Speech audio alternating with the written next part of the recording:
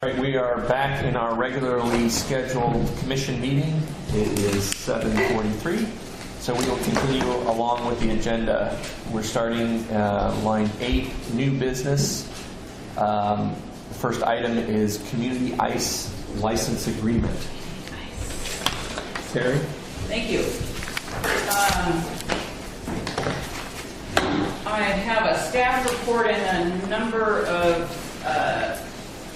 illustrations in the packet, and I think the easiest illustration for understanding this as we walk through it is on page 66. Looks like this. And I'm going to lean on Aaron to help me with clarification of things as we move through this, because we've been talking about this a lot, and if I don't get detailed enough, please ask. So about almost 4 weeks ago now, Evan Hall of Rondis and Ed Backus of Community Ice LLC met with Aaron and I to talk about their desire to begin producing ice for fishing vessels out at the International Terminal in an area near to the terminal, I should say, not at the terminal. Necessarily, specifically speaking. The facility would be located on the west edge of the area that the port currently leases from Rondis for gear storage. And do you all have another? No, go ahead. Okay. And the business would be operated by Community Ice LLC, and Ed Backus is the managing partner in that company. So on this drawing, you can see this little black square with the arrow that says Community Ice. So the request is that we sublease back a part of the gear storage area that we're currently leasing from Rondis, and it's right on the property line between port property and our leased Rondis property, and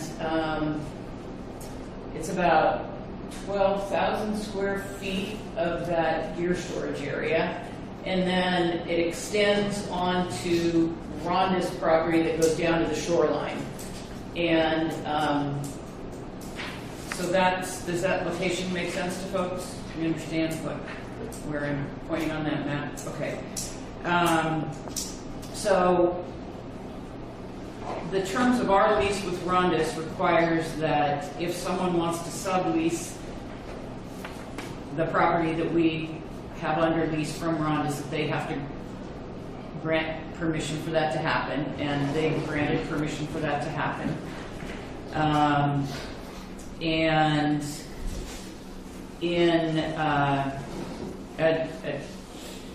Rondis has provided us with the required 180-day notice that they are going to take that gear storage leased area back from us on June 25th. So this little sublease portion we're talking about is April, May, and June 1 through June 25. So it's a 3-month sublease of that western corner of the gear storage area. And as Aaron and I started talking about this request and some of the complicating factors of this request are that if you look at the map on page 65, and if you stand it up with the community ice lease area up on the top, and if you look about the middle of the page, there's some little squares that say EV, ET, E, and E, and there's a square in the middle. Those are actually utilities that are owned by the port, that if you look at the property line, the heavy black line just to the left, that's the property line that designates the port property would be to the left of that line, and Rondis property is to the right of that line. So somehow, a number of years ago, and we're digging into the details on this, but the port had narcotic protection shed installed there, and a couple of electrical vaults, and is there a water connection there as well? Yes, yeah, there's. And so those look to be, based on today's tax lot maps, to be on Rhonda's property. There is a historical remembrance that there was conversation between the port and members of the Hall family when those were installed, that wasn't going to be a problem, that the port would have access to those, and there wasn't going to be any kind of lease back or buyback or anything from the Hall family. But that is just a complicating factor that we haven't gotten to the bottom of at this point, because we're not comfortable with the fact that we paid to have those installed, and there wasn't an agreement that was discussed or documented somehow. So we're still digging to try to find that information out. In the interim, the community ice team wants to get this ice operation going so that they can capitalize on whatever business that they can with the shrimp season that is about to open. So we've been talking to Pete Gittner about that complicating factor and what kind of agreement might be most appropriate for this, because it is a 3-month duration, and we have a number of other considerations that we're trying to think through in terms of future lease property that's currently leased from Rhonda's that will in the future be turned back to them. And so we're having this broader conversation with Pete about that, and Pete advised us that a license agreement similar to what we use for special use permits with some added language to it would be the most effective kind of agreement to use for that short term.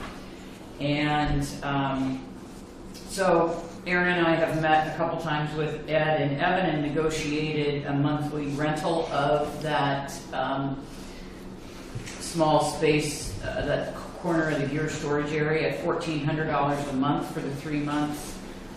And this little backward L-shaped drawing, portion on the drawing is a pier that Community Ice plans to install in the water, and they are in the early stages of permitting. Their desire is that vessels would pull up, tie up, and they would blow ice into the holds on the vessels that would tie up to that pier. There's a chance that their permitting may be delayed, and if that occurs, then they've talked to us about a backup plan, which would be to take their big flexible tubing that they blow the ice onto the vessels with and bring that across our pier and have vessels tied at the terminal pier. And in that event, we would charge them wharfage and an annual moorage fee. And you can see that the moorage fee would be $37 with a 1 hour minimum, and after 3 hours it would be $47 an hour. And the wharfage fee would be $5 per ton of ice. And that is not their plan, but that's a backup in case they have a delay in getting those permits. So, does any questions about that so far? No. So I have to clear his monitor. And so, since they are trying to get this business up and running in order to start generating some revenue, we are trying to accommodate that and not inhibit their ability to do business. And so we would like to take any questions you have tonight, but ideally, what I'm seeking is your approval that authorizes me to work with Aaron to negotiate a license agreement for this 3-month period using the rates that we've got listed here for the purposes of 3 months of space rental and the backup plan with the moorage fee and the wharfage fee, if indeed they aren't able to put their floats out there and load the ice onto the vessels that way, and they have to use the pier and have boats moor at the terminal to do that as a backup until they get their permits. You said, how are they going to drive piling? It's outside the water window. Yeah. They might have requested a variance. Okay, Yeah, we don't- that's Yeah, just- I don't, Yeah, okay. we don't know what they're, that was the timeline that they had said that they figured they might be able to, but I don't know. All right. Is there a contingency if they can't get a permit for a dock? I mean, is there a... Yeah, they're going to use the international. No. Oh, like you mean if they can't, period? If they Like if can't, it doesn't get permitted? You know, we don't need to go into that now, but I mean, that's something we should probably consider for the future. yeah, I mean, I think they want to negotiate a long-term arrangement with us Right. to use the pier to do that, but we have not had those conversations with them at this point. Okay. And yeah, the other one would be just make sure that we're okay with the stakes, that that property was paid with Connect Oregon money. For We are, that's part of this broader conversation that we're having. right, and like I said, we just Yeah. it's just a caveat there. Yeah. We don't even talk about it now, but that's Point well taken. Yeah. Yes.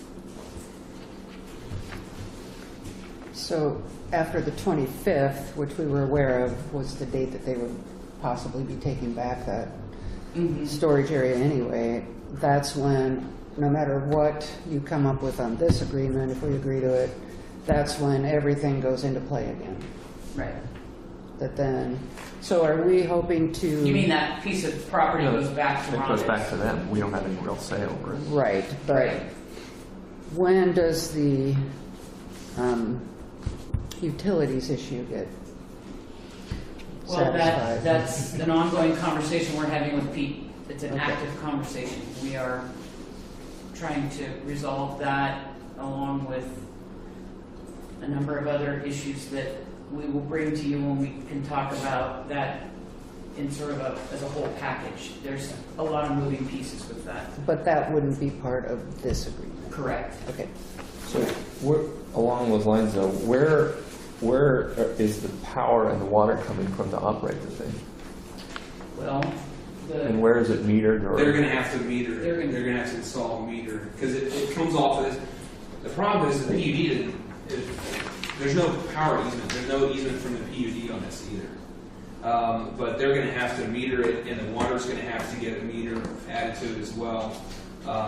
so they're paying all utilities, Yeah. and our requirement is that they pay for the meters to make that happen. Right. And they had suggested some other idea with the water, but they didn't really give us any details the other day on it. They were like, well, we might have another idea on the water. I don't know what that is or what it looks like, but those are the main concerns. We don't want to be paying a power bill, Right. water bill. Yeah, So they it's going to be definitely need significant. It's going to be, I mean, this it's is, going to be it's going to be high. huge. That's one of the main costs when it comes to producing ice. Takes a lot of water. Yeah. This whole thing just seems like it's totally thrown together. I mean, to be honest with you, just as I'm looking at it, even by our own thing, well, we haven't had time to do our due diligence. This piling idea we know is not going to happen for another year at least, unless some magic happens. I don't know. And I'm not saying necessarily it's bad, but it sure seems like, hey, commission, just sign here and we'll figure it out later. Is the feeling I'm getting from this. Not having But seen we're this. just doing it 3 months. This is just 3 months. Yeah, 3 months, but there's going to be physical stuff moved in there too. Right. And- Containers. This is all, we should maybe describe a little bit Yeah, about I mean, what. I don't know anything about Yeah, this. do you want to describe that? Okay, so what you're seeing there is where it says ice plant, those are 3 containers. On page 65. 40 footers or 20? They are 40. They're big ones, and so that all of the ice making equipment is contained in these things. I believe one of them is stacked over the top of the other one, so that the ice machine goes at the top and it puts the ice underneath in the next container down. They're using compressed air to deliver it instead of augers, which is the 2 basic ways of doing it. How loud is it? I couldn't tell you how many decibels. We'll find out. Well, the neighbors will when they come yell at us for Yeah. tons of No, noise. it's on Honda's. It's on private property. Yeah. After this. Yeah, that piece of it is on private property. Okay. The one thing we're talking about this power, the water. Now, one of the things about this, I don't necessarily agree with the way that our cathodic protection shed is represented here. I don't think it's either the property line is not that far west or the building's not that far east, because it straddles the line. It doesn't sit completely on their side. But aside from that, you'll note that they are tapping into those utilities, so they are benefiting from the use of it for sure. It's not as though that this is a real thorn in their side as far as the property goes. We've added value to the property, at least if not with the asphalt, but in the utility part. So that's another point of it. But their plan here is to bring boats into their float. They moor boats to this float that's right here and deliver the ice to that. And they would also have trucks that would come in, and because they put ice in totes, and heck, some of it shows up down at the hoist dock. They would probably bring trucks in to do that. As far as truck traffic on our property over on the actual terminal side, that won't be happening. There's enough room for them to pull in, pull through, and then pull right back out using the road instead of the terminal property. One of the motivators to try and get this going is that it really is a definite need in the area. It's a need that we've heard people scream about a lot, is we don't have ice, we need more ice. So we're trying to, facilitate that with the knowledge of the fact that we are getting ready to turn back control of this property here in a few months anyway. So Is that a container too? I think it's a modular. Their office, their little office. And this parking spaces are required by city ordinance. They talked to the city about this. They've got, they've been working with the city pretty heavily on it. So they talked to the power company about tapping into utilities. Same thing with the water. So the real liability to the port here, we've got 3 months where they're going to sit on their own property. This is almost like hoop jumping a little bit. I think about the only thing that concerns me is the idea that they're going to put this thing together, and the only way they're going to be able to get the stuff on the boats is if they tie up to the international terminal. Yeah, and that's the reality of it, right?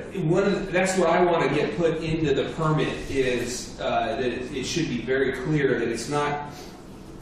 One of the other concerns that I have is, like, let's say they put the float in, and let's say the float shows up when they start, for example, in the best case scenario for some reason it happens, and then they get really busy. I don't want it to be up they can take the liberty of just sending someone over to the pier, for example. Like, that's not the way it works. We maintain control of the pier or the waterfront that we own. So that all that has to be done through the terminal supervisor, all the billing for those vessels. There was discussion about, are those boats going to have to pay moorage? And the answer is yes. If anybody ties up, they got to pay moorage. But all of that needs to be managed by the terminal supervisor and controlled by the port, not by another entity, because it's on our property. So. Well, it's another one of these things that goes into this operations plan. Now there's another element, because I could see this being a big parking lot too. Everybody's gonna, not everyone, but there could be a lot of pressure on it, as you said. People need ice. Yeah. More boats. Our ops plan should probably take some of this into consideration.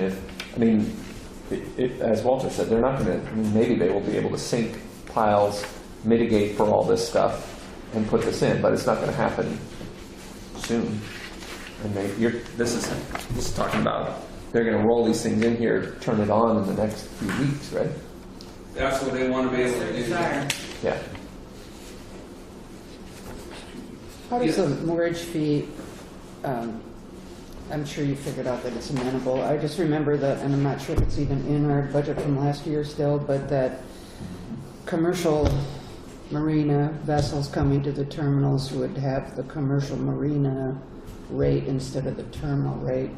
And so if you had shrimpers that are moored down at 5 coming up and tying up, would they be tying up as a Newport vessel, just using the terminals at their, and like I say, I don't remember if that's still in the budget. What we've been doing is, if we send them to the terminal because we don't have room for them to offload, Right. then it's the same thing we do with our cranes and the hoists. If because of us we can't we're like, hey, we should. You're go the there. one that directs them to go to the Yeah. terminals at that rate, but Right. these vessels would be going to use the ice. Yeah, and so the way that it works is that, okay, so there's a hoist dock. There's a hoist dock fee. I don't have a copy of it. I always have a rate sitting around, but I don't have one right now. There's a hoist dock fee that encompasses use of the hoist and the tie-up, and there's a 1 hour minimum, and then it goes up after 3 hours. And I think it's $47 an hour if you're just using the hoist, and it's $49 an hour if you're there over 3 hours. This is reduced here because there's no hoist involved with any of this, and we're charging them a wharfage fee. So we're capturing the use of the pier, and just so you know, in the tariff, this is right fitting within about the tariff rate for transferring of other commodities. I think it's $5.57 a kilo, which is about a ton. So we went with $5 a ton.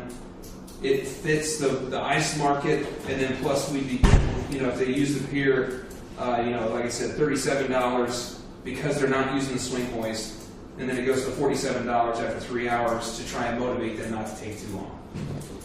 And what about if they need to use their forklift? I'm sure they'll have a forklift around to take the hose over to the dock and back. Yeah, I've been towing the line on no forklifts, Yeah. forklifts only.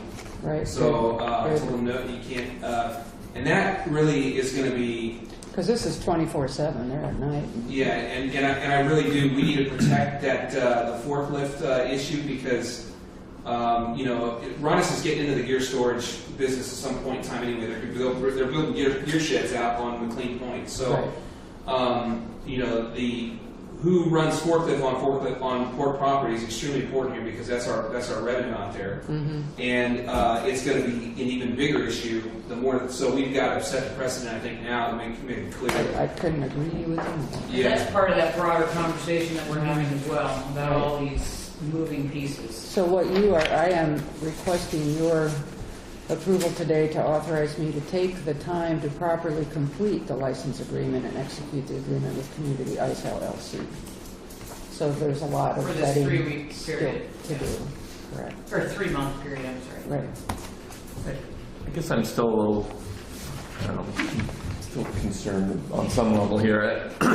It seems like there's no way, are we charging them to I understand we've got to charge them something for this 3-month period. Got it. So let's say that passes. And now they're on their property, but they can't conduct this business without the international terminal being there. I mean, this is the fact. They're not going to get their pier built in a couple of weeks, right? So what are we going to charge them for using the pier after that 3 months?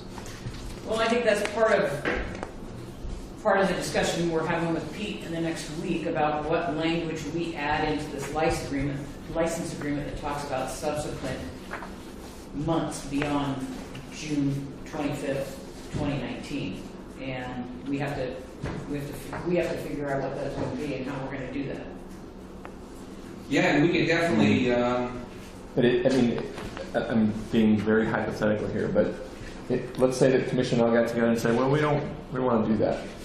Is their whole business plan going to just collapse on itself because there's no other way for them to get ice out there? I mean, it's sort of like they're kind of I don't want to say they're painting us into a corner, but the whole thing just seems kind of like, just hurry up, we got to do something.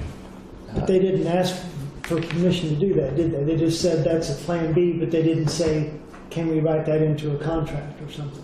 No, because we wouldn't be able to do that. We maintain control of the pier. We can't cede that to anybody. So it's. But right now, if they move these containers on tomorrow, they're going to use the pier, right? Their hose has to come off the pier, right? So if they were going to deliver ice to somebody, then they would have to ask to use the pier. Yeah. And I understand we've got a lease or a monthly space rental for the stuff. Space. Got all that, and I guess that includes the use of the pier. No. That's not. For their two. The assumption is that their business plan, which is they're going to build those floats out there, is going to work in the time frame. They want to start this, like I said, in the next few weeks, right? Well, that's their desire, but they may find out that they're We don't- permanent. Yeah. That's not gonna happen. Yeah. I mean, That's completely acceptable. This was this week, and the last week is when we just got this, so. no, we got it, it's been 3 weeks. It's been 3 weeks. And then Evan was sick for a week, Right, yeah, that's right. right? So we lost a week there. But this is still something that you're gonna be talking the ins and outs of just this with Pete still. Right, but the agreement will not include use of the pier without our approval in advance of, I mean, we will put language in about that because that is their backup plan, but it's not their primary business plan moving forward. Whether or not it's reasonable to assume that in a couple weeks this would happen really isn't ours to question, right? I mean, you know, but, and I just feel like if they come to us and it's not a reasonable discussion about that, we don't have to authorize that. The other concern I've got too is, so we can't lease the pier to anyone. We're not allowed to do that. Right. And so we don't want to get into an agreement where we say, oh yeah, okay, you can use, like we lease the laydown areas, and we provide moorage, and we charge wharfage, we charge, dockage, and then the facility use fee, basically. So those are kind of the mechanisms that we're set up with charging them, and then all of that is negotiable within that. But we wouldn't want to, by any stretch, get to the point where we guarantee them access to the dock. This is what my concern is like the camel's nose in the tent here a little bit. You know, they're going to put all the stuff here, and then they're going to say, well, we're waiting on our floats, but for right now, we'll have all the ships come in and we'll fill them up off of the pier, and we'll pay our monthly space fee, and that's all good, and we'll just keep rolling. So I just took out the code. We don't have anything up to international terminal. We do have our tariff rates. Yep. And that's, that would be our fall. That would be my Right. suggestion. Any fallback is that if their business plan does not allow them to have floats out there, that we refer back to the tariff documents, and that's what we have up there at the terminal, and those are the rates that apply. So tariff for ice? Yeah. Yeah. I mean, if they've got the wharfage and That's that's what the we way have. it is. That's we can't guarantee it, and we need to also look back at what we have supposed area times where there's not supposed to be anything doing up there other than usage is comes from the fishermen's user agreements. I mean, there's all these dates up there now we're going to need to talk about. If it's going to fall into those dates, we need to take those into consideration. But tariff rates, we fall in tariff rates up there. Tariff rates, which would be, Whatever, treat it like cargo. Whatever, there's exemptions for certain vessels and everything. It's all in there about what we charge to use that Right. facility. In the rates and fees. Yep. So if you're a commercial fishing vessel, you 67 cents a foot. it's 80 now. 80 cents, yeah. Yeah, it's 80 now. Under the exemption, under the exemption, it's page 29. There's I think 4 things you have to meet to be exempt. This is from dockage, though, I think. So, and it's at the general manager's discretion to grant that. So you could grant an exemption for a fishing vessel pulling up and charge them, whatever you negotiated with them. The other charges, all of it is negotiable. But like I said, the wharfage is there. It's right around the tariff rate anyway. The question would be, do you go for? We're not giving them a laydown space. They're talking about a stretch of expandable hose. It's probably going to be about 2 feet in diameter at the most, something like that, going down the corner of the dock. And then it's like the facility use charge. How much. A lot of it doesn't really. It creates such a small draw on a facility that within the tariff, I think you can still grant it. And like I said, if you really got into guaranteeing them use of the facility, then I think we're going Yeah. outside the tariff is what I think. Right. Yeah. When we first started this conversation, I thought it was pretty simple, and it's about 3 months, it's gonna be their land anyway. And I thought, before I comment, do I declare a conflict of interest? No, it's 3 months, but I'm just gonna say I declare a potential conflict of interest because we're following along. It's 2 vessels I manage. But this conversation is kind of leading into things that you alluded to that are part of much bigger conversations like the forklift and everything else. And then one question I had was, you said by no means would we guarantee them that they could have space, you know. Do they understand that? Yeah, We've talked about it with them. Yeah. So they understand and they're willing to put their equipment there knowing that they aren't, okay. They have a lot of And by confidence. space, you mean the tube, right? I mean, the tube going out to wherever the Using the boats. pier. Yeah. Using the pier to Yeah. blow ice, yeah. Okay. The other thing I'll just say is I think we may see, I'm guessing, see vessels coming back April 10th. Start seeing the vessels come back, and I'm anticipating Whiting will probably go off on time. May 15th. I don't see a reason why it wouldn't. So it's going to be a heavy time during that time. I don't, you know. So just for information, you probably already knew that. But. yeah. I talked to Don about this a bunch, and it's I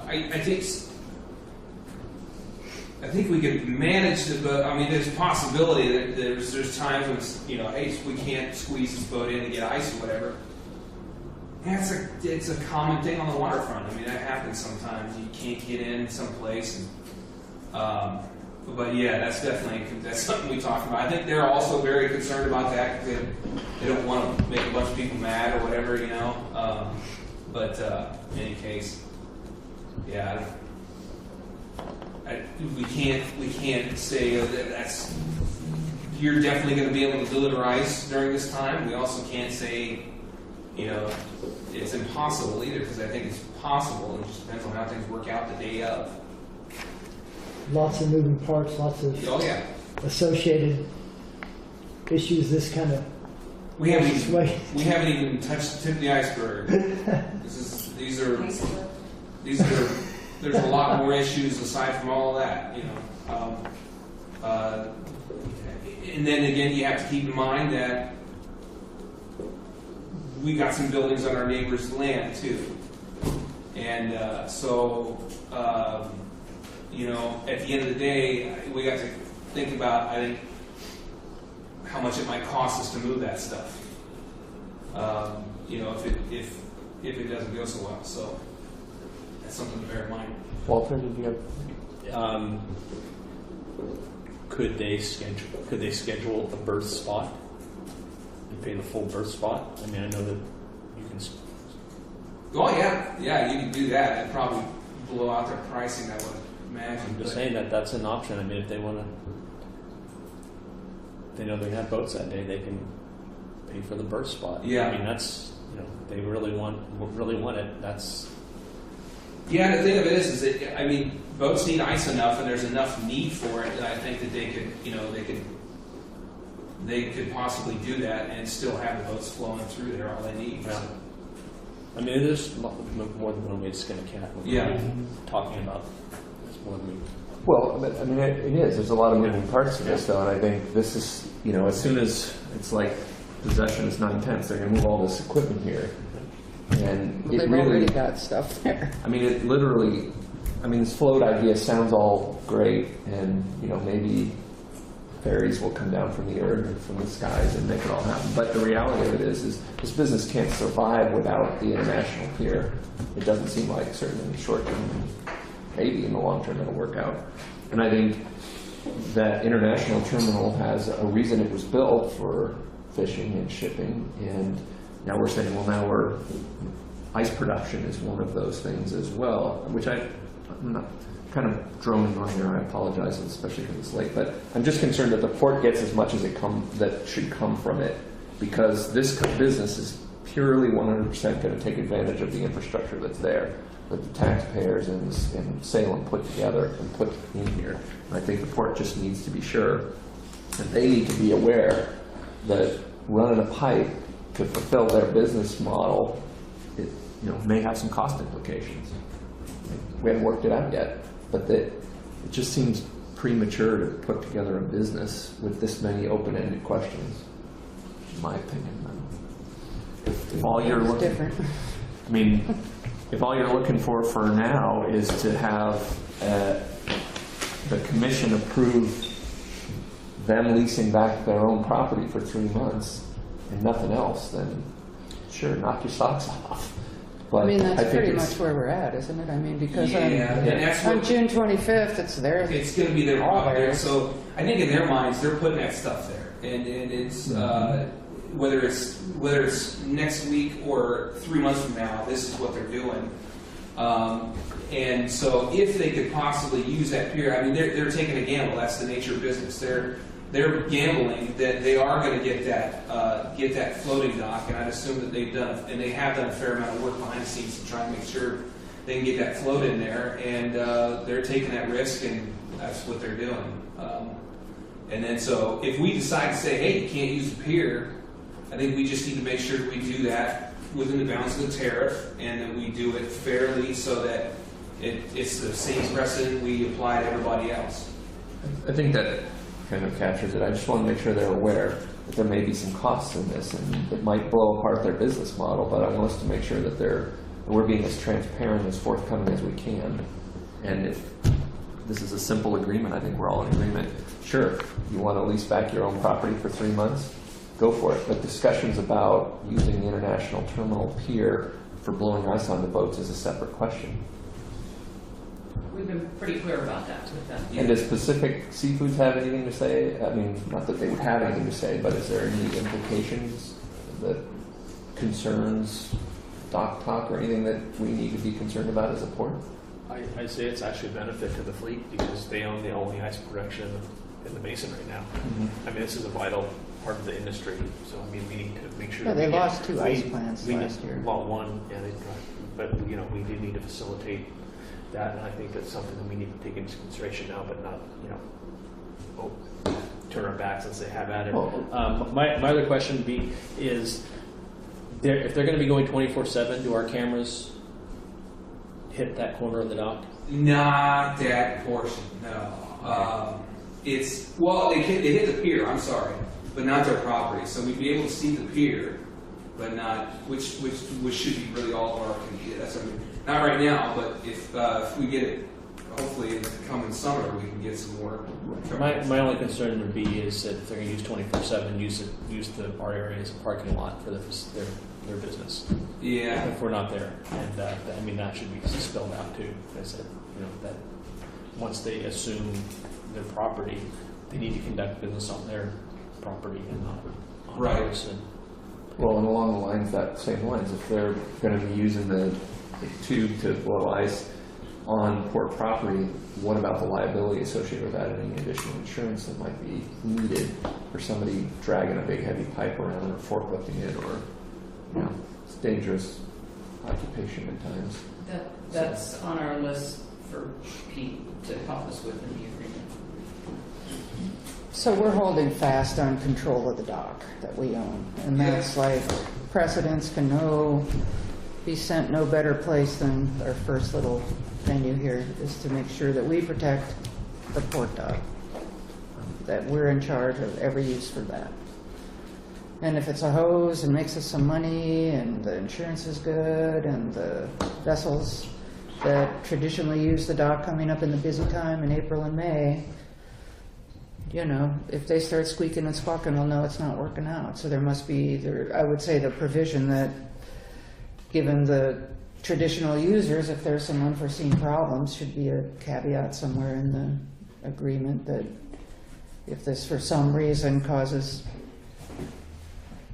traditional users to be harmed in any way, then that would be a reason to not use the hose that day or that week, and they're aware of that. Yeah.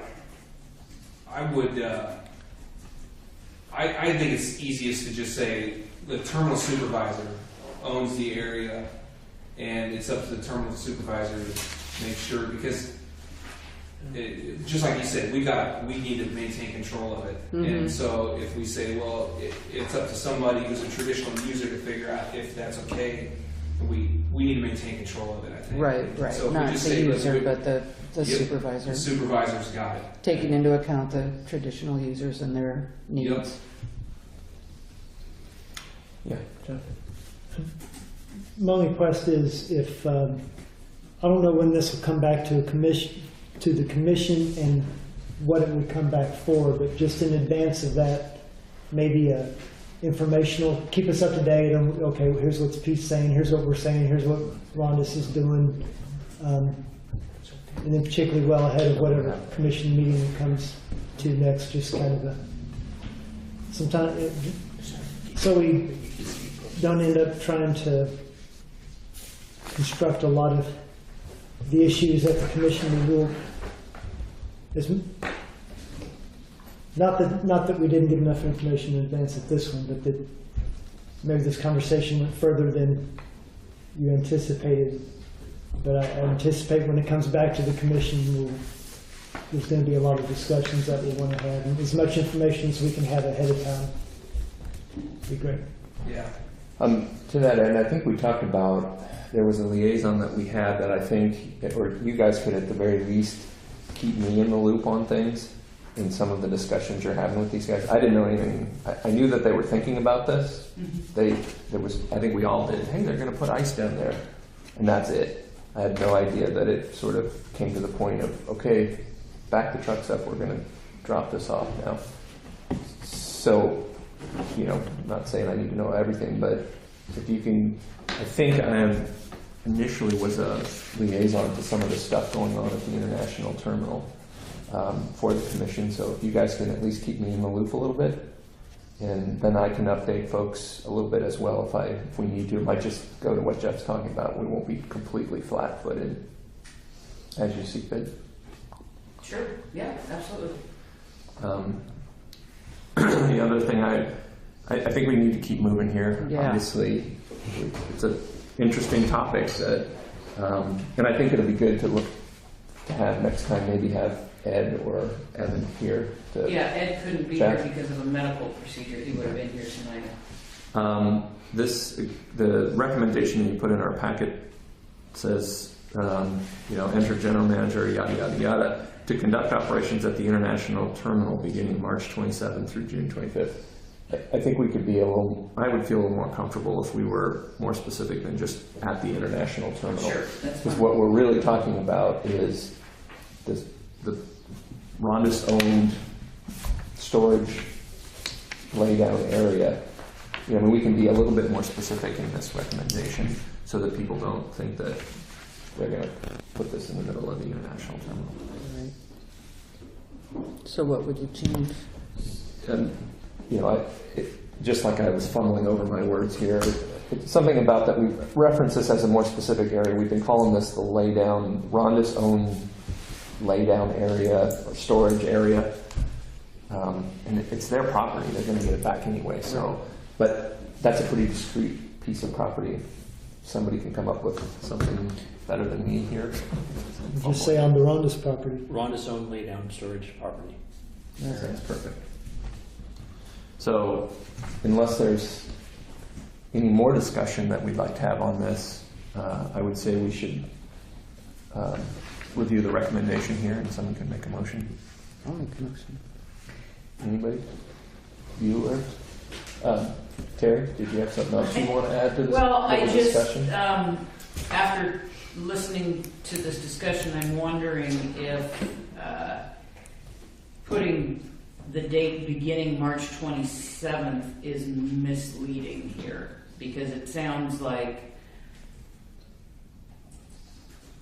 the special use or the license agreement begins March 27th, and I don't want to have this be misleading. And I just... When would it begin? Isn't this a precursor for the 180 days starting, 120 No, we days? already started that. Already The 180 days? That clock started. started already, and it Okay. expires on June 25. Right. So we need to have, This is just a gap. everything moved to other locations, but,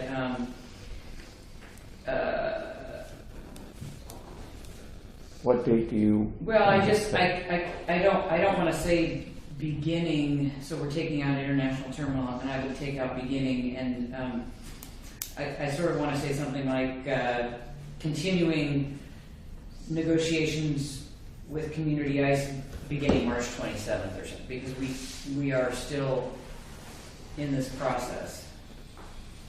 So we're still going to need a motion, so can you throw out some words? Well, or maybe it's just at the Rhonda's own laydown storage property, period. But, and we could put a bookend on it, though. We know June 25th is Yeah. fact, so And maybe, you could say, how about on or about? yeah, that's fine. I mean, we could probably, I don't know, now I'm, Pending discussion. Just take out the beginning part. yeah. All right, we'll just take out the word beginning. Conduct That's all right. I operations feel at like we're gonna Rhonda's make own this laydown motion. storage property, March 27th through June 25th. Do you want to take a crack at this? Are you ready? Yeah, so I move that we authorize the interim general manager to enter into a special use license agreement with Community Ice LLC to conduct operations at the Rhonda's-owned laydown storage area through June 25th, 2019. Any other Is that a discussion? motion? I thought it was at the Roundy's own laydown property, storage property, just take out beginning March 27th through June 25th. That's fine too. Are you Laydown accepting of storage that? area amendment? property, yeah. So you're okay with Yeah. Sarah's amendment? Yeah. Jeff, any other discussion? Second? All those in favor? Aye. Aye. Aye. All those opposed? None. Goodness. All right, item B on new agenda. Paula Miranda Port of Newport General Manager Employment Agreement.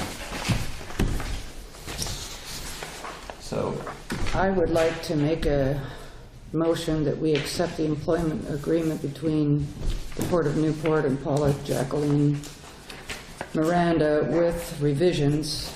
And the revisions read on page 2, no, I'm sorry, page 3, section 5 under salary and benefits. The GM shall accrue ongoing paid time off PTO at the rate of 32 days annually. That is 21.3 hours monthly. The GM shall accrue PTO during the first full calendar month of service. And another revision is to add to the salary and benefits section a new number 6 saying the GM shall receive the full-time benefit package other port employees receive.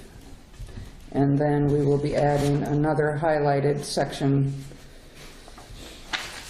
annual review of GM performance, and we will be referencing under that section the 2015 resolution, speaking to performance reviews in that resolution.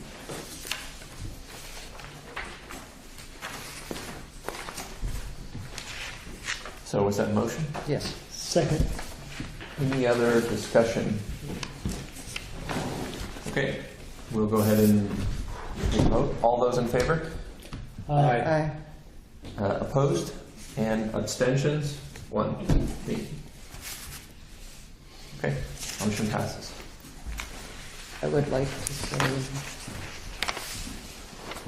I'd just like to say that the commission is pleased to announce this hire, as Paula brings much professional port skills to Newport, along with a strong sense of community and a keen understanding of what the Port of Newport needs to start moving forward. So wherever you are, Paula, welcome. Okay, we will move into staff reports. Director of Operations, I know it's going to be as expeditious as possible in this explanation. Yeah. Take her away. Well, you know, I'm always aware of the audience, and they're ready to go to sleep, and it's pointless in talking. So we Drip's gonna be going off as normal. The crab's starting to slow down. The Don's changed a number of those over to shrimp setups out of the terminal. Obviously, the fleet's going to be coming back and getting ready to switch out at the terminal. Hagfish is picking back up, and South Beach has been busy with cleanup of seafood and wine. Chelsea Rose, the Chelsea Rose barge is almost done. There's a crane company that he's got that's probably going to be coming in to put that thing in the water, which brings up a topic that you'll probably hear more from me in the future, which is the cost of heavy industrial vehicles working on our property. That's something I think that I would like to try and get a handle on this year during the budget process, is some sort of fee schedule for that. At the risk of extending time, is this something that can be drawn upon from other ports? Yeah, other ports, and I've also looked at other transportation infrastructure that charges tolls. That have similar issues that we do. So, I have another little, there is a weak spot out there where the Hennepin. yeah, I just dropped off to Don the other day two drawings that show that it's a loading drawing from the engineers on how many pounds per square feet can be put where. Yeah, just because it's easy, there's no markers out there, so it's easy to Right. run over that. We're probably going to be, once weather gets a little bit more fair, we'll probably work on that, as well as some other marking issues that we got. Well, Aaron, there is one other historical. We used to charge the fish meal plant per truck fee. That would be probably talk to Don Man about that. But there used Okay.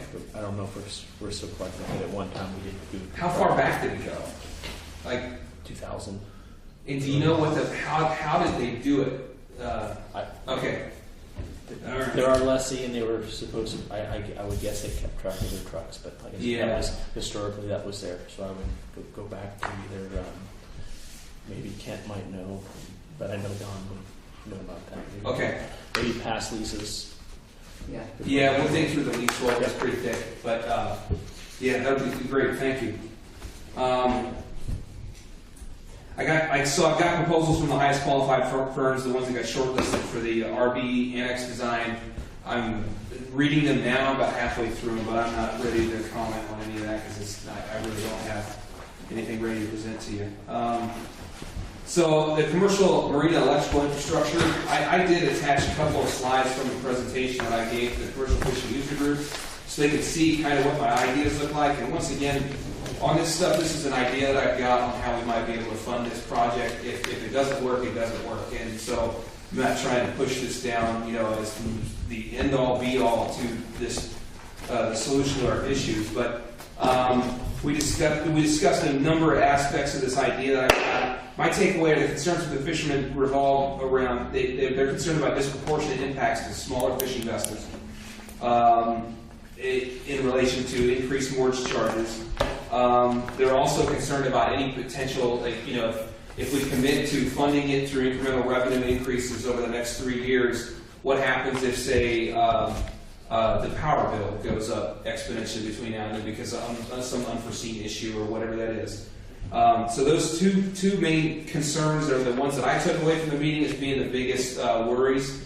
So if I can get, and I've done a little bit of work on addressing some of those concerns, and if we can get another meeting again, like in early April or so, I'd like to be able to go back to those guys and talk to them a little bit more about the idea, if that works. They also expressed concern that the incremental revenue from these fund increases be restricted to make sure that this is what we're going to do with the funds. That's one of the biggest worries whenever I have talked to people about, possibly using fund increases is they're worried that we're going to do something else with it, that the project will never get done. I would say this project needs to get done in the next 3 years, and really, so what we're not talking so much about, increasing mortgage rates so much as we are getting a project done and paying for it.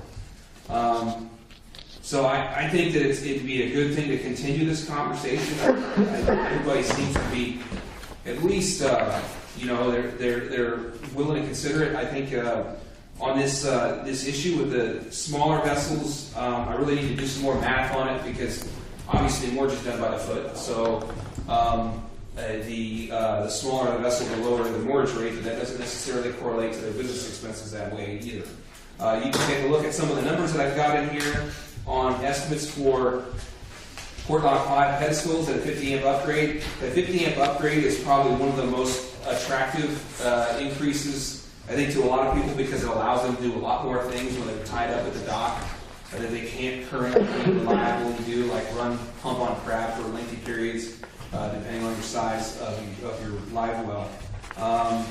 So it would enable them to get off their generator and just plug in and run machinery for longer periods. You'll also note in here, you see that we have a drop in revenue, moorage revenue over the last 3 years. I really want to work on this more and go back 5 years just to double check. But it correlates, well, the drop in revenue, I would suspect, if you look at the, I have a slide here on the rates broken into discounts. Note that we're offering the annual moorage at a 75% discount. And so what you'll see in the last 3 years is an increase in annual moorages and a decrease in semi-annual moorages that correlates to a decrease in overall moorage revenue, which could be an indicator that we've discounted our annual moorage too much. So you could achieve possibly.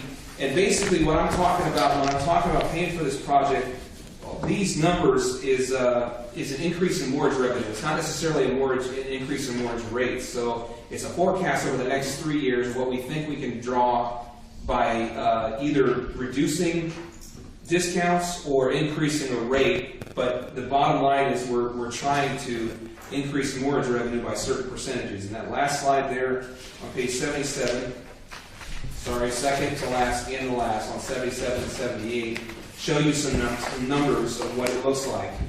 Basically, we've done about 5%. We did about a 5% increase last year, roughly.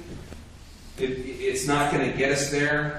We're going to have to probably look at something higher. If you look at that last page, and it shows you some numbers on what we could possibly do. It also gives you examples of. I took a 60-foot boat and said, here's what that equates to in dollar increases.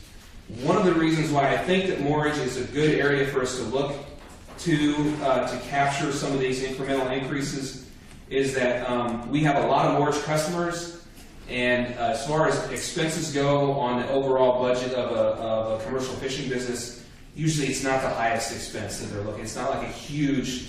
It's definitely going to, it depends on how they structure their mortgages and where they hold them at. It's an impact to anybody whenever you increase rates. But it's sort of more similar to increasing the rate of bread at the grocery store as opposed to increasing the rate of oysters you buy at the grocery store. It's more of a staple. It's something everybody's got to have, and it's a smaller portion of their budget. So if you can increase it smaller, but in larger in number and quantity, you might be able to get the revenue you need to get this stuff done. Having said that, if we can't do it, we can't do it. So those are my ideas. Yes. I know that the group was very receptive to some innovative thinking. It was like, boy, we never thought of that. And the fact that it would be sequestered to the electrical pedestals, So it perked some interest in the fleet, I know, and I've heard other discussions about it. And I think one thing you mentioned that in the meeting was, maybe it isn't linear foot that you do your rates, because maybe displacement of the vessel, because of the sponsons and you can have an 80-foot boat that all of a sudden has a displacement 3 times bigger than it was 10 years ago, and so it's a bigger boat, maybe not a bigger length, and so that somehow could be captured too. But some innovative thinking, I think the fleet was very receptive to. Yeah, Walter. So if we're going to pay the upgrades, why don't we just call it a surcharge and do it per boat? That way you don't have to worry about doing the moorage by linear foot. I mean, it doesn't matter if the boat's 80 feet or 60 feet, they're still going to use the same pedestal. I mean, I don't know if that's off base, but I mean, why not just call it more power? Well, for the pedestals For the itself. pedestal itself. And then would those then be metered? And that way we can get a better feel on what's being used. I mean, if they're going to switch off from using their generators to using the power that we provide, Yeah, I mean, what's our PUD bill going to look like as soon as that happens? But yeah. it's just a matter. I'm just looking at it as each boat's going to use those pedestals. But why not just find out what the cost is and just do a surcharge instead of a rate increase and try and tie it to. I don't know. To me, it would be more equitable if everybody paid the same amount because they're all going to use the same pedestals. Right. So, sorry for budgeting. Well, that's an interesting point. I can definitely understand where that, yeah. And that way you don't tie. And that way you could just say this is a pedestal surcharge instead of we're increasing more by such and such. Like a baggage fee, you don't care how heavy the bag is, it's still a bag. Right. Sorry. Yeah, it's definitely an idea. I can put that out there and see what everybody thinks of it. I mean, I don't see how it wouldn't be equitable. I mean, if they're all using the same. Yeah. I guess the only difference is it would, it depends on how it hits your overall budget. If you're the business owner, the folks that are smaller and lower budget are going to probably have more outcry than those who are larger and can absorb it more easily. But that's just something to be aware of. Obviously, that's the way it is. Yeah. It's just an idea. Jeff? I declare a potential conflict of interest. My father-in-law owns 2 vessels I manage that use port services. However, you go on something like this, I'll just say I didn't go to the meeting, but I listened to the meeting online. I want to commend Aaron and Terry's approach to working with the fleet. I think they sounded very receptive to me. And whether it's the issue that was just brought up, working with the group seems to yield good results. Maybe some thoughts that insights they may have that we may not sit in here. So I just commend the approach used then and looking forward to another meeting. So that's all I have. I'll just chime in a little bit. I like the idea on some level, but there's a part of me also that feels a little awkward about sort of quasi-taxing folks for things that the port didn't take the responsibility to do over a set period of time. It's sort of like these guys are having to pay to fix all this stuff that, in general, over the last 20 years, the port should have been sort of doing anyway, so we didn't get hit with this big bill. I think to that end, one of the things as you go through some of these numbers, and we're coming up on a budget cycle, what worries me is that I think some of these things need to get done a lot quicker than over 3 years. And maybe the port, the commission can look at this in our budget in our budgeting process, in our goal setting and priorities for the next fiscal year. And maybe there's an opportunity for the port to make some investments to offset or mitigate some of this, whether it's a surcharge or a per foot or a displacement measurement. So I would keep that, at least from my perspective. I certainly would be amenable to looking at that to offset some of the costs on this if it's not penciling out exactly, but I think the port can do well to make some investments in it as well and not just put it all on the backs of the people who happen to be tied up there. It's not on our priority list now, but it could be. Mm-hmm. Yeah, that was one thing I didn't really make a point to mention was I said at the end of the 3, but it didn't have to happen. It could happen anytime Sure. inside of there, That's what I'm saying is you have a better feeling for that because you walk the docks and see these things, and you could probably say there's probably 100 of these things that are almost dangerous, hypothetically speaking, that maybe we need to prioritize those as a port and work within surcharge / investment on the port to reset this clock and then put it into a preventive maintenance plan going forward so we don't get into this mess again. But that's my comment really is don't leave the Port Commission out of this in terms of our ability to add this to our priority list in a budget that's coming up very quickly. Good? You all right? All right.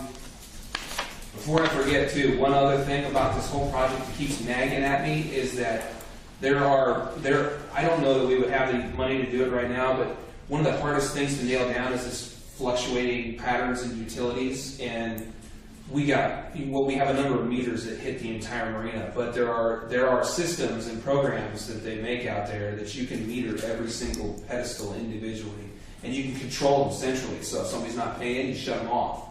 And it would be nice to get to that point, but it'd be expensive. So it's just something to keep in mind. Is that what you would consider on new pedestals? Yeah, it would be. You install it, and it's a marina management system. A lot of the places up Puget Sound use that kind of stuff, and around elsewhere. So, in any case, so yeah, I'm looking forward to the next meeting. Hopefully, I can get some solutions to some of these concerns that they brought up.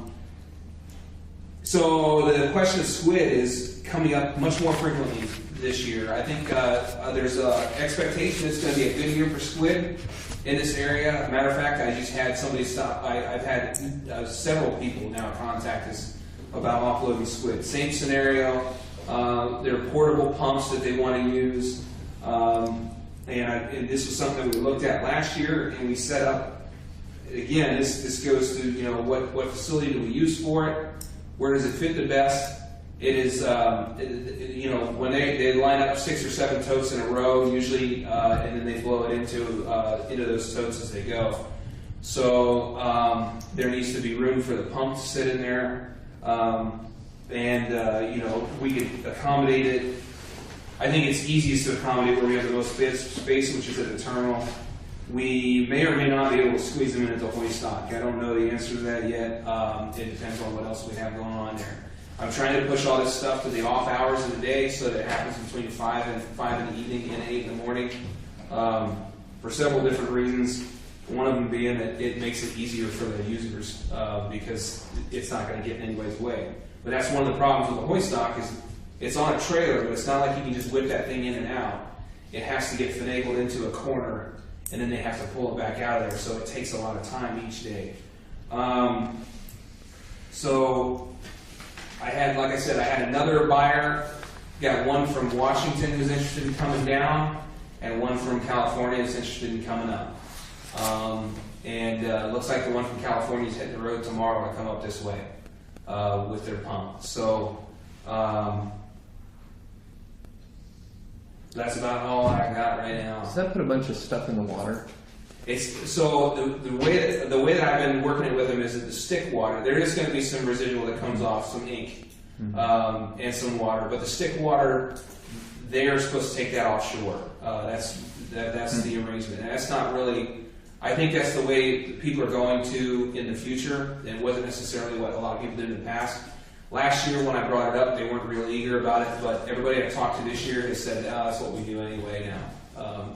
The people from Washington said it's a lot more stringent up there, and they have to take it offshore. So, Do the individual squid vessels do that themselves? yeah, they retain it's refrigerated seawater, so what's left over gets pumped, and then they take it out and they pump it offshore. And it's a designated area that the other stick water from the rendering plant.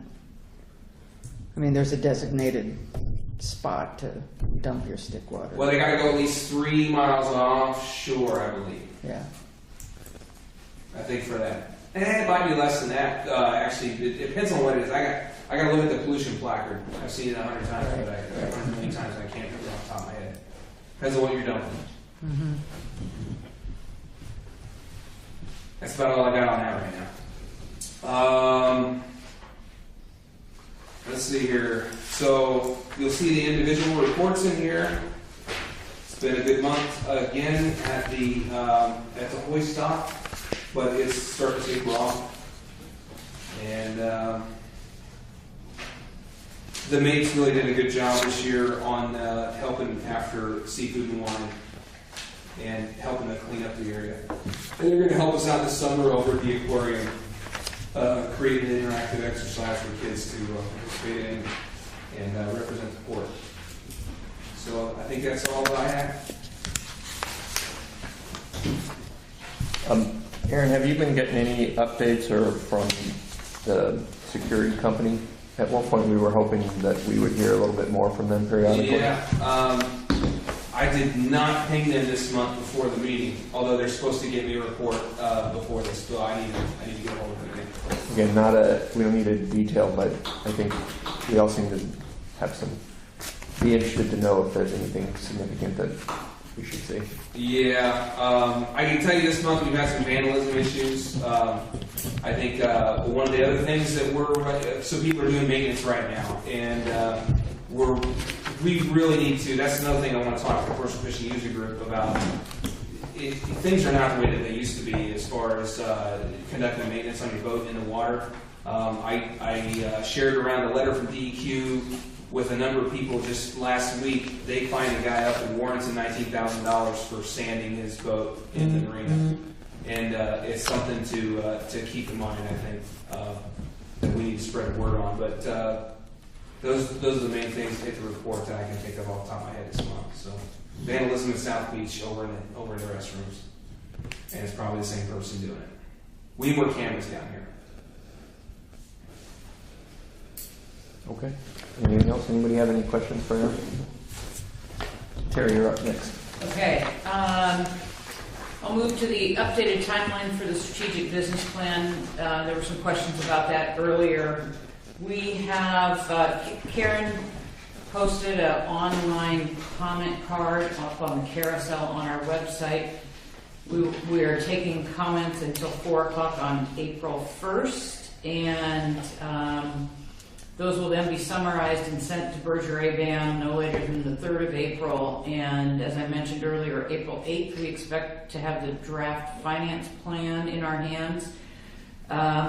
The plan would be to insert that in the appropriate place with the draft plan, repost that to the website, inviting public comments through April 26th. And I think what we would do, since we don't plan to have another open house, that we would send out a media notice that would get published, and broader notice to the public that there's another opportunity to comment, that the finance plan is part of that, and we'd be taking another couple weeks of a little shy of a couple weeks of comments.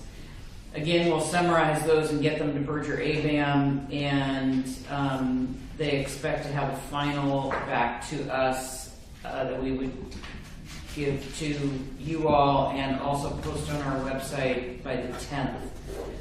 That then has to go to Business Oregon for peer review and go through that process before it's sort of blessed by the state.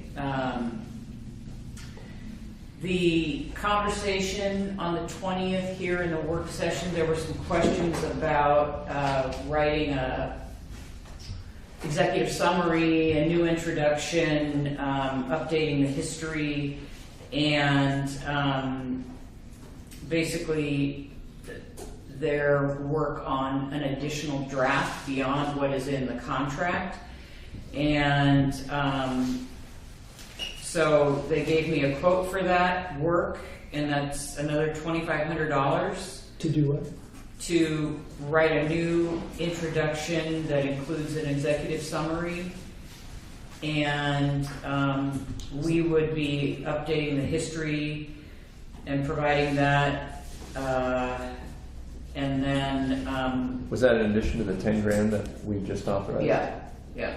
Now we're at 12.5. If we. Well, I don't have I'm not asking you to approve that today. They gave me 3 options. The $2,500 option is to do what was discussed at this meeting, or at the work session on the 20th. There were a number of requests and things you guys talked about, and so that's $2,500. If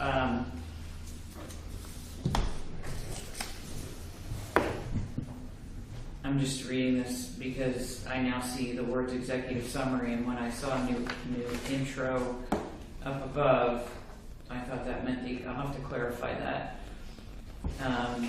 If they do 2 more drafts, it's $5,000. If they add an open house and do all of the things above, it's $10,000. So it's all about time for them. So I have to let them know what the port is interested in having them do, because it's beyond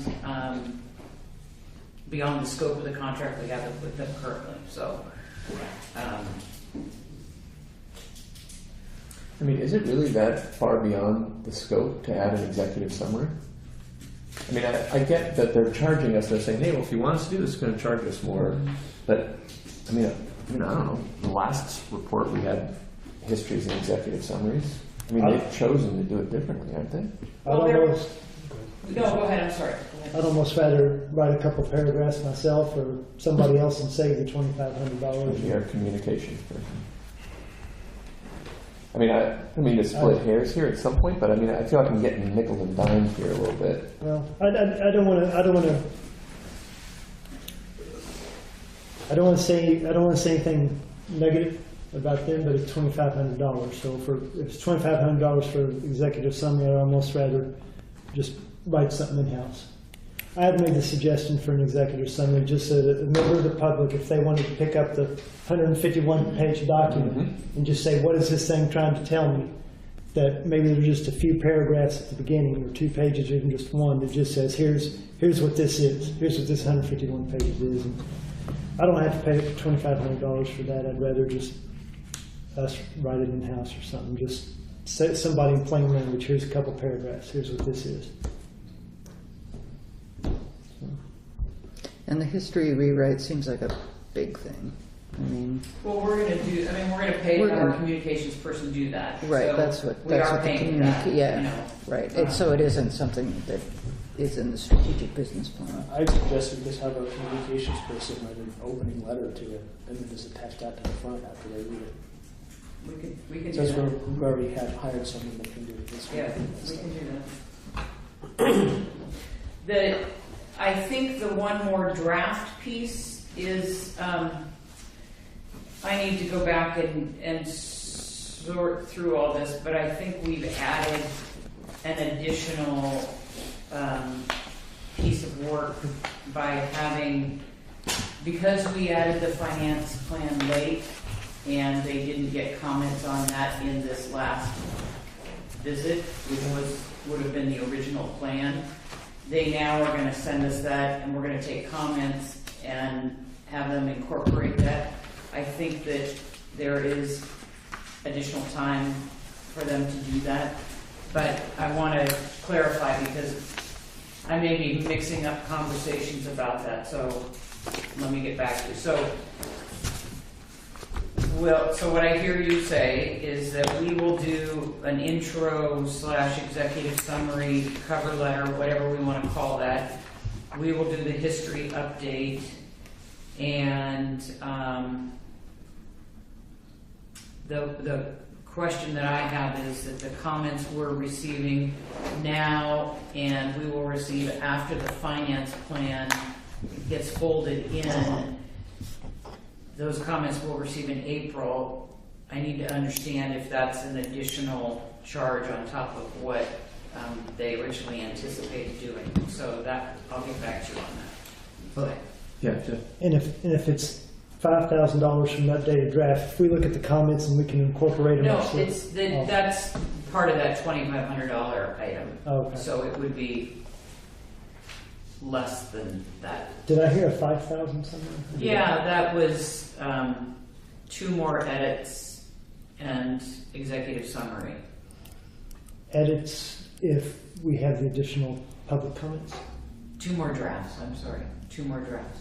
That's where I'm confused with how it's listed here and what I recall as our conversation now that we're talking through it. So, I'll get back to you with clarification. Okay, sounds good. Terry, I think I asked this before too, and I'm still am never really very clear on this.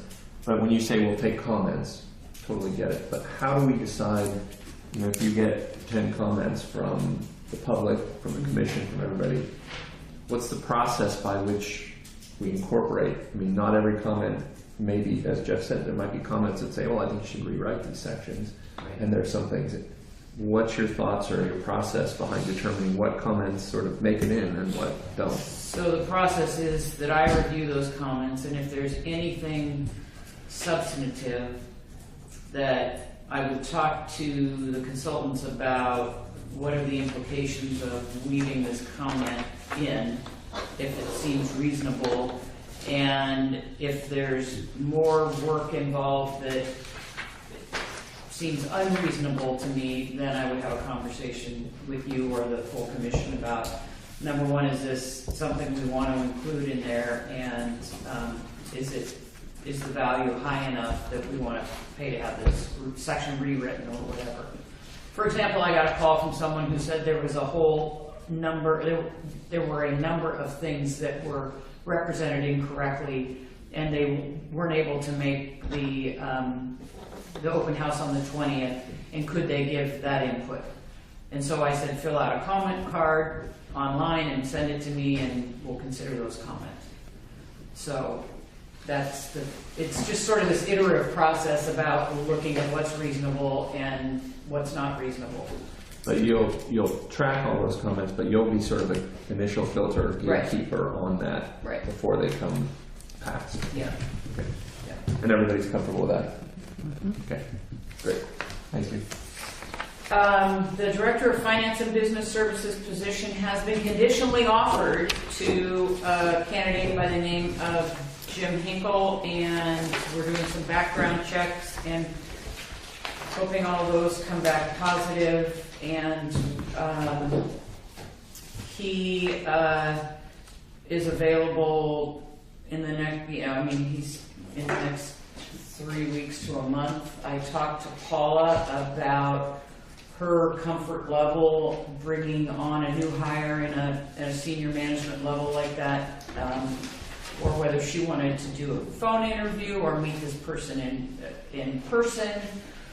And she indicated she was confident in the fact that we had gone through a pretty extensive set of phone interviews and in-person interviews with candidates, and she was comfortable with us making that hire in advance of her coming on board. And because we've had all kinds of levels of staff involved, and that was her main concern, that this person was going to not only have the skill set, but be the right fit with the staff. So she felt confident that we move forward with that. So we are moving forward.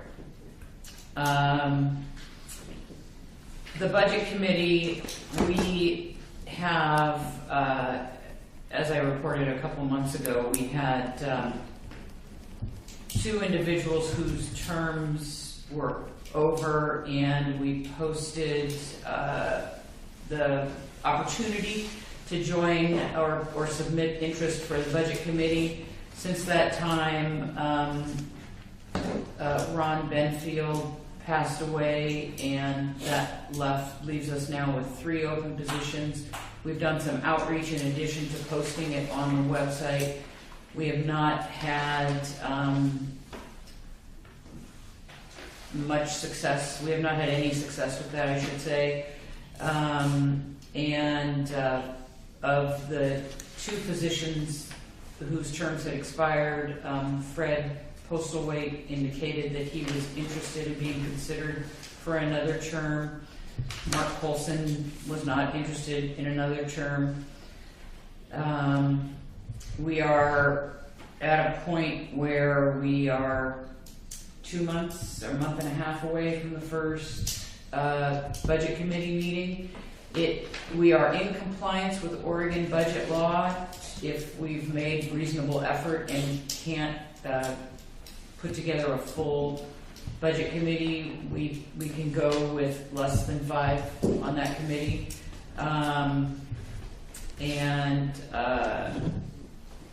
That would leave the Commission with the opportunity to consider reappointing Fred Postlethwaite to another term, and the other 2 on the Budget Committee are Brian Barth and Alan Brown, who have confirmed that they're still interested in staying on the committee and fulfilling their terms. So I don't know if anybody has any other suggestions or ideas about potential committee members. Well, the good thing is it won't hold us up, right? Correct. So you'll keep it on the website. If anybody hears anything or has any suggestions, they'll turn them over to you. We will need to, the Commission will need to, if you want to offer another term to Fred Postlethwaite. We'll need to do that at the next meeting. I just want to say that we really lost a big part of our community with the loss of Ron Benfield. Yeah. He was involved with a lot of stuff and did a lot of really, really good things for the community. Sad. He spent 27 years on our budget committee Yeah. and was involved. I read his obituary and involved in so many community activities. Yeah, he just- amazingly. The glue that binds. Yeah, yeah. And I actually, here it is. In case anyone's interested, his celebration of life is at the Elks Club on March 30th at 2:30. Terry, just as a point of clarification, and with a terrible segue, but do the people on the budget committee have to be from within the Port District? Yes, they do. Yeah. And they have to be voters in, or able to vote in the, registered to vote in the Port District. I think the rest you can read. That's it. Okey-dokey. Looks like we are coming close to the end. Commissioner reports, and I should say, does anyone have any questions for Terry? Commissioner reports, comments. Sarah? No. Jeff? Any comments? Or? Attended Park and Study Committee meeting. They're moving forward, still going to have another meeting. Did Derek Tokos ask you about, is the port still contributing to the parking district? He didn't ask me about that. I just talked to him the other day. I'll call him tomorrow and He thought, make sure we are. he thought we were not, I thought we were. He said, I will, he said he would ask you. Yeah, I'll find. I know. I'm nearly positive we are because we're the biggest contributor. Okay, so that's moving forward to the, where it's gonna go to the planning process, and, so that's going on. That was the only thing that came up port related. I went to the, what, I'm forgetting that. The ACT meeting, The what? Commission on Transportation. Yeah, Yeah. and mostly Thank it you for was that. about money for new buses and stuff, the new transit tax, but Did they you go also in talked person about. or What's that? did you go in person? I went to Toledo, where they talked a lot about the intermodal transfer facility, and And whether or not it's going to happen? yeah, and whether the state was, they didn't want to spend the 20 million and then have it not work out. And so there seemed to be a lot of reserve, and the one site representative was frustrated because he said they needed to be selected before they could negotiate contracts, and they thought it could make it work. So there's big hullabaloo going on with that. Interesting. So that's all I got. The nice thing is, if it doesn't go on, Connect Oregon gets opened up. Yeah. I went to the ACT meeting, or sorry, the COG meeting for Stewart, and basically went over the work plan and the budget. One thing they did talk about was for small cities and towns about succession planning and identifying where those needs, like your water plant operators, your sewage treatment operators, because that's usually a one-person deal. And when that person goes or retires, it's very hard to lure those people into these small rural areas.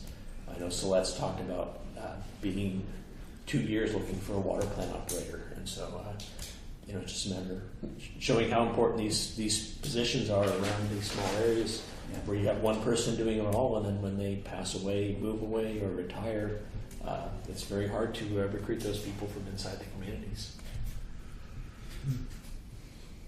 Great. Anything else? That's it. Just real quick, you say Terry wrote that, but I will mention it. Both Terry and I went over to DC and caught up with folks last week, I guess, the week before. I'm losing track. It was the week before. But I'll underscore, it was very productive. I think there's a lot of support at many different levels for smaller ports. And we had a lot of very fruitful discussions with lots of folks, not just representatives, but also other ports, other commissioners, and that kind of stuff. It was a very well-run event, I thought. So, and worthwhile for the port. So, And thank you to Rogue for your donation to the event. well received. He's not rogue anymore. He's retired. All right. No such story. I'm gonna go quickly through these. Just to reiterate a couple of highlights, we've got the commission ethics training. Terry, you want to say anything about that as I'm going through this calendar? It's Thursday here. Anything else? All right. Commission board practice assessment on April 2nd. The budget priority work session on the 9th. These are important dates for us all here. Pacific Coast Congress Spring Conference. I'm not exactly sure what that is. That's Harbor Masters and what's it called? PCC, it's going to be here in town. It is at the It's at the Shiloh. It's going to be a conference. If you can make it, please come out. Ken's put a lot of work into this thing. Okay, He's on the board of directors. great. What's it called? Pacific Coast Congress of Harbor Masters and Port managers. Port managers. Yeah. And the organization started in Newport. I think so. Don Mann's going to be there. Master Chief McAdams is going to be there. They're presenting him on the board. It's going to be a big deal. I might be having a baby around it, or my wife's going to be having a baby around it, so I may or may not make it. You get an award too. So Walter provided a couple of quick updates or things for us to keep in mind. Strategic business planning comments are due April 1st. The 23rd is our regular commission meeting in April. Special election, May 21st. Regular commission meeting is May 28th. And everybody can read the rest of these. But again, I'll underscore we've got a number of meetings coming up in the next few days. So, and Karen's going to add to that list. So. Yeah, just the SEI filing. Oh, yeah. When is that? Economic interest. Statement of economic interest. Yeah, It should follow tax schedule, so April 15th. April 15th. Okay. Plenty of I time. haven't seen that yet. Don't they usually send us all They emails? usually send you something. So I got an email. Yeah, You Karen, did? Karen sent Yeah. us it up. I'll refresh it on it too.